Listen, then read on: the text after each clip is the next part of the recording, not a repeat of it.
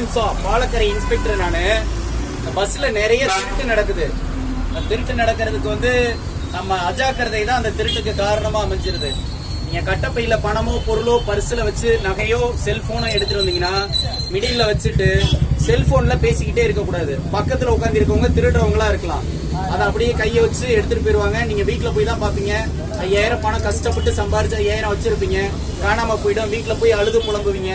வீட்டுல போனதுக்கு அப்புறம் இது எந்த இடத்துல காணாம போனதுங்கிறது உங்களாலேயே கண்டுபிடிக்க முடியாது. அந்த ஸ்டேஷனுக்கு போனா நீங்க எங்க ஏறினீங்க, எங்க இறங்குனீங்க, அங்க போய் புகார் கொடுங்கம்பாங்க. இங்க வந்தீங்கன்னா நீங்க எங்க பஸ் ஏறினீங்களோ அங்க போய் புகார் கொடுங்கம்பாங்க. உங்களுக்கு புகார் வாங்குறதுலயே பிரச்சனை ஆகி போயிடும். அதனால உங்க பொருளை நீங்க சேஃபா வச்சுக்கணும்.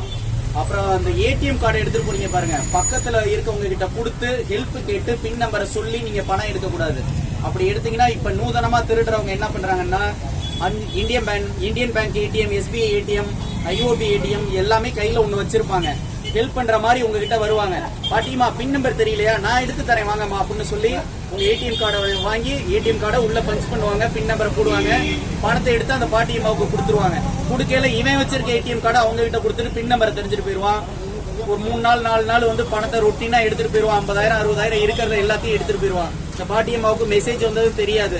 கடைசியில பணம் எல்லாத்தையும் இழந்துட்டு வந்து புகார் கொடுக்க ட்ரை பண்ணுவாங்க. அதுக்குள்ள அவன் எடுத்த பணத்தை எல்லாத்தையும் செலவு பண்ணிட்டு போயிருவான். ஒரு பணத்தையும் மீட்டு கொடுக்க முடியாது. திருடனை பிடிக்கலாம், ஆனா பணத்தை மீட்டு கொடுக்க முடியாது. நைட்ல டிராவல் பண்றவங்க நகை வீட்டுல இருந்தா அன்சேஃப்னு சொல்லிட்டு பேக்ல போட்டு சாரிக்கு உள்ள வச்சு எடுத்துட்டு வராங்க. மேல லக்கேஜ் கேரியர்ல வச்சுட்டு அப்படியே போயிடுறாங்க.